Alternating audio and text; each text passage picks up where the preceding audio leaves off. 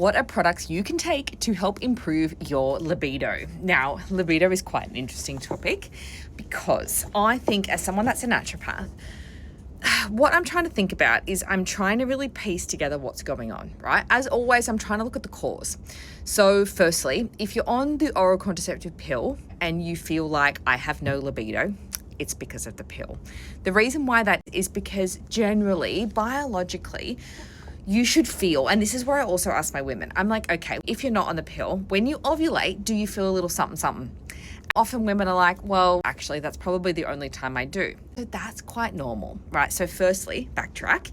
It's quite normal with women. So we are more responsive with our kind of libido, whereas men have a more spontaneous libido, right? Which is why, the wind blows funny and they're up for it. It's very different with women. Women often are responsive. We need to get put into the mood, right? But around ovulation is where women will say, I do feel a little something, something. Now, if you're on the pill, it's suppressing your ovulation. If you're never ovulating, that's why women say to me, I just feel like my libido's flatlined. Super, super common, right? When you're on the pill, it is very difficult often to stimulate a libido because it's so linked to your hormones. So if you're on the pill, what I'm going to say doesn't apply to you. If you're not on the pill, think about your course of your menstrual cycle, right? If you're feeling something. Now, if you are not on the pill, you want some help, there are ways that we can help you. These will come from a herbal point of view. So I have two different products. This is a very popular one, NaturoBest brand, and it's their Ultimate Libido.